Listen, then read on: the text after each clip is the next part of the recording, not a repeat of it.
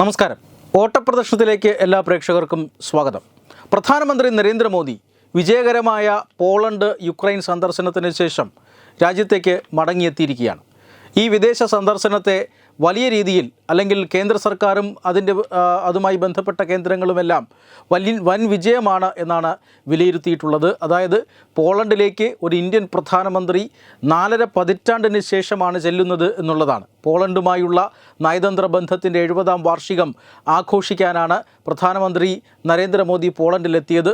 ഇരു രാജ്യങ്ങളും തമ്മിൽ വലിയ ഒരു ബന്ധം, ആ ബന്ധത്തിൻ്റെ ഊഷ്മളത ഇതെല്ലാം ഊട്ടിയുറപ്പിക്കുവാൻ നരേന്ദ്രമോദിയുടെ സന്ദർശനത്തിന് സാധിച്ചു എന്നതാണ് പൊതുവെ വിദേശകാര്യ വിദഗ്ധർ എല്ലാം തന്നെ വിലയിരുത്തപ്പെടുന്നത്. കാരണം പോളണ്ട് പോലുള്ള ഒരു രാജ്യം ഇതുവരെ ചേരിചേരാ നയം അത് സ്വീകരിച്ചുകൊണ്ട് ഒരു രാജ്യത്തോടും ചേരാതെ ലോകക്രമത്തിൽ നിന്നും അകലം പാലിച്ച ഭാരതത്തിന് നഷ്ടങ്ങളെ വിദേശകാര്യ മേഖലയിൽ ഉണ്ടായിട്ടുള്ളൂ.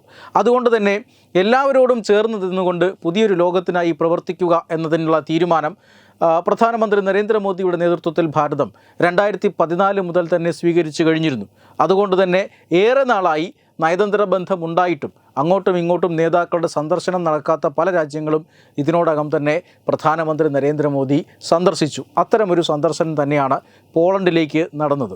അടുത്തതായി അദ്ദേഹം സന്ദർശിച്ചത് കീവാണ്. യുക്രൈൻ തലസ്ഥാനമായ കീവിലേക്കാണ്. അദ്ദേഹം പോളണ്ടിൽ നിന്നും ട്രെയിൻ മാർഗമാണ് കീവിലെത്തിയത്. കാരണം നമുക്കറിയാം, യുക്രൈനും റഷ്യയും തമ്മിൽ വലിയ സംഘർഷത്തിലാണ്. മാസങ്ങളായി അവർ യുദ്ധത്തിലാണ്. യുദ്ധം നടക്കുന്ന രണ്ട് രാജ്യങ്ങൾ, അതിൽ യുദ്ധഭൂമി എന്ന് തന്നെ പറയാവുന്ന ഒരു രാജ്യം, യുക്രൈനിലെ കീവിലടക്കം നിരന്തരമായി റഷ്യ ആക്രമണം നടത്തുന്ന പ്രദേശങ്ങളാണ്. ആ പ്രദേശത്താണ് ഇന്ത്യൻ പ്രധാനമന്ത്രി അവിടെ ഒരു വലിയ ദൗത്യവുമായി, ലോക സമാധാനം എന്ന ഒരു ദൗത്യവുമായി അവിടെ എത്തിയത്.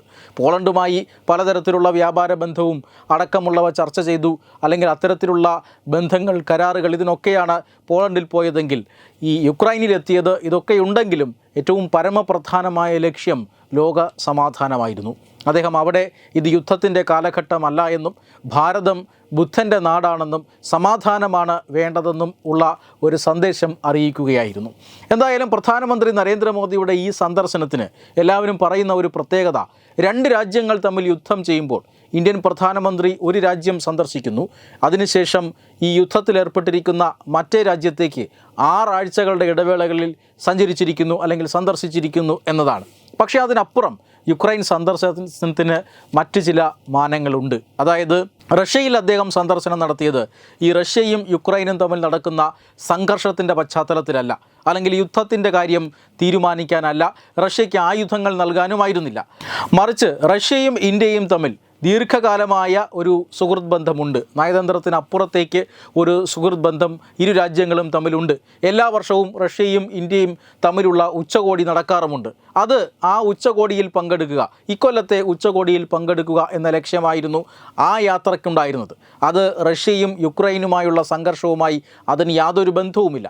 പക്ഷേ പാശ്ചാത്യ രാജ്യങ്ങളും പാശ്ചാത്യ മാധ്യമങ്ങളുമെല്ലാം ആ രീതിയിലല്ല ഈ യാത്രയെ വ്യാഖ്യാനിച്ചത്. മറിച്ച് ഈ യുക്രൈനെതിരെ ഒരു വലിയ സന്ദേശം, അല്ലെങ്കിൽ യുക്രൈനെതിരെ പിന്തുണയുമായി പ്രധാനമന്ത്രി നരേന്ദ്രമോദി പുടിനെ സന്ദർശിച്ചു, പുടിനെ ആലിംഗനം ചെയ്തു. ഇനി ഇന്ത്യയും റഷ്യയും ഒരുമിച്ചായിരിക്കും യുക്രൈനെ നേരിടാൻ പോകുന്നത് എന്നൊക്കെയുള്ള നരേറ്റീവുകളാണ് പാശ്ചാത്യ മാധ്യമങ്ങൾ വരുത്തി തീർത്തത്. യുക്രൈനും റഷ്യയും തമ്മിലുള്ള സംഘർഷം ആരംഭിച്ച ആദ്യ നാളുകളിൽ പാകിസ്ഥാൻ പ്രധാനമന്ത്രിയായിരുന്ന ഇമ്രാൻഖാൻ നേരെ റഷ്യയിലേക്ക് ഓടിപ്പോയി ഈ യുദ്ധത്തിൽ എല്ലാ പിന്തുണയും നൽകിയിരിക്കുന്നു എന്ന് പറഞ്ഞതുപോലെയുള്ള സന്ദർശനമായിരുന്നില്ല റഷ്യയിലേക്ക് ഇന്ത്യൻ പ്രധാനമന്ത്രി നടത്തിയത്. യുദ്ധത്തെ ഏതെങ്കിലും രീതിയിൽ പ്രോത്സാഹിപ്പിക്കാനോ അല്ലെങ്കിൽ യുദ്ധത്തിൽ ഏതെങ്കിലും രീതിയിലുള്ള പക്ഷം പിടിക്കാനുമായിരുന്നില്ല റഷ്യയിൽ ഇന്ത്യൻ പ്രധാനമന്ത്രി സന്ദർശനം നടത്തിയത്. അദ്ദേഹം പോയത് വർഷങ്ങളായി നടന്നു വരാറുള്ള ഇന്ത്യ റഷ്യ ഉച്ചകോടിയിൽ സംബന്ധിക്കാനായിരുന്നു. പക്ഷേ യുക്രൈൻ സന്ദർശനം അങ്ങനെയായിരുന്നില്ല. പ്രധാനമന്ത്രിയുടെ റഷ്യൻ സന്ദർശനത്തെ വളച്ചൊടിച്ചവർക്കുള്ള ഒരു വലിയ മറുപടിയും സന്ദേശവും നൽകിക്കൊണ്ടാണ് പ്രധാനമന്ത്രി നരേന്ദ്രമോദി യുക്രൈനിലെത്തിയത്.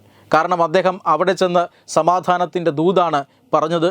മാത്രമല്ല, 1000 കോടി രൂപയുടെ ആയുധങ്ങൾ നൽകിയ അമേരിക്കയേക്കാൾ ഇന്ന് യുക്രൈൻ വിശ്വസിക്കുന്നത് പ്രധാനമന്ത്രി നരേന്ദ്രമോദിയിലും ഇന്ത്യയിലുമാണ്.